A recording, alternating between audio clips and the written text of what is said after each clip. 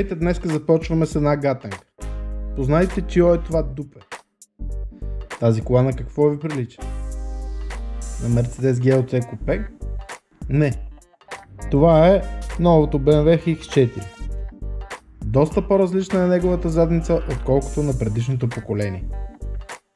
Стоповете от вертикални са станали хоризонтални и тесни, точно както на купе моделите на Mercedes-Benz. До някъде може да се каже, че Mercedes копираха BMW, навлизайки в сегмента на купе SUV моделите, но сега BMW им го връщат, открадвайки този по-елегантен дизайн в задната част.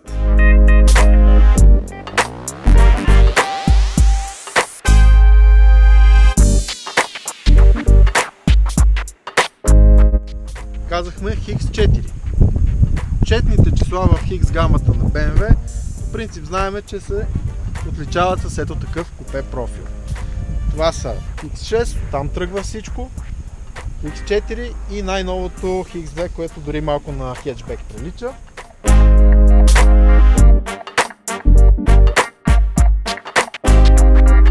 Предницата е абсолютно идентична с тази на новата X3. Както виждате, доста приятен и сполучлив дизайн има тя. Има малко промяна и в габаритите на автомобила. Той е станал с приблизително 8 см по-дълъг, с около 4 см по-широк. Междуосието също е с 5,5 см по-дълго, а височината е съвсем козметично намалена с едва 3 мм. Какво означава това? Повече място на задните места. Аз съм висок 1,90 м. Тук, въпреки че ми е леко схлупено над главата, имам предостатъчно място за краката, защото мястото за краката на задния пътник е увеличено с 27 мм. Това точно е едно от първите базови BMW-та, които карам, почти базово изпълнение. Това е двойка бензин с 184 коня. Базово, обаче цената си му е над 100 000 лева. Точно тази кола струва 111 000 лева, а няма почти нищо в нея, като надградени екстри над тези, които са включени в базовото. Те, разбира се, са абсолютно достатъчни. Автоматиката е 8-степенен. Макар това X4 да е с базовият 2-литров двигател с 4 цилиндъра и 184 конски сили, което за BMW може дори да се каже едва 184 конски сили. Прегавината е отлична, еластичността му е чудесна, особено на ниски обороти и на доускорени, без да използвате кикдаун на колата, набира чудесно, няма абсолютно никакви затруднения. Когато настъпите вече кикдаун и търсите наистина много спорт, много BMW шофиране, тогава може да усетите лек недостиг на тяга, но в никакъв случай не му липсва мощност на този двигател и в никакъв случай не е неподходящ или слаб за този автомобил. Колата е чудесна, идеално балансирана и доставят типичното за BMW удоволствие от шофиране.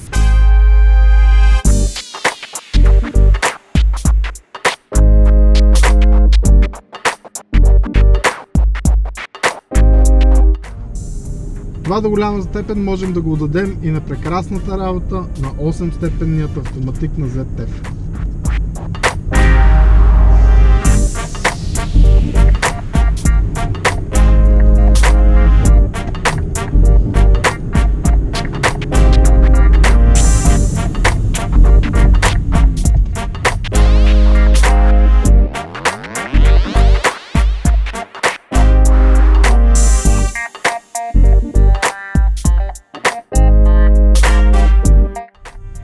X4 си предлага патентованата от BMW система X-Drive за задвижване на 4-те колела, интелигентна, прехвърляща толкова въртящ момент, колкото е необходимо на всяко отделно колело за максимално сцепление. Затова ето подобни разходки извън пътя не са абсолютно никакъв проблем за колата. Тя има и малко по-висок пътен просвет от обикновен лек автомобил. Не е офроудър със сигурност, но за хоби разходки извън пътя е напълно достатъчна.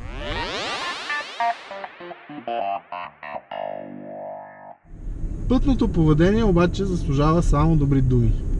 Много добре стои в завой, много е приятна за каране. Този опционален M волан за скромните 400 лева, на който е добавено и подгрявано това копче за още около 400 лева, е много приятен за шофиране. Много плътен, много добре стои, много е директен. Този автомобил има адаптивни амортисьори, окачването е променено в сравнение с неговия предшественик за по-комфортна и едновременно по-спортна езда. Стои по-стабилен на завоите, успяхме да се уверим тук до язовир Доспат, имаше предостатъчно от тях, колата стои и не мърда, доста приятна за каране по завой, въпреки че е висока. Баварците обещават, че тази кола с този базов 2-литров бензинов двигател ще гори 7,1 смесен цикъл на шофиране. Сега виждаме, че това не е много вярно. В момента разходът е 11,3 по бордовия компютър. Разбира се, в тестови условия е този разход. Не си пестиме натискането на педала на газта. По завоите се позаиграваме да преценим стабилността на колата и всичко останало. Но все пак разминаването е доста осезателно. Колкото и нормално и леко да я карате, 7,1 не виждам как бихте могли да постигнете като разход в този автомобил.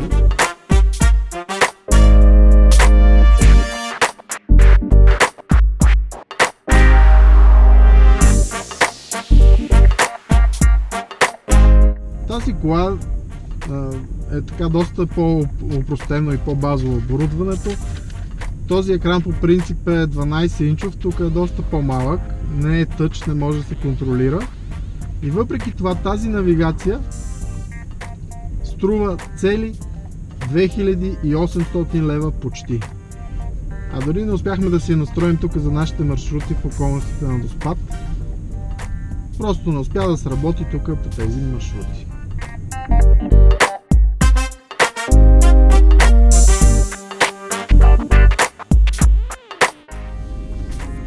Но в общи линии няма абсолютно нищо, което да ви липсва в този автомобил.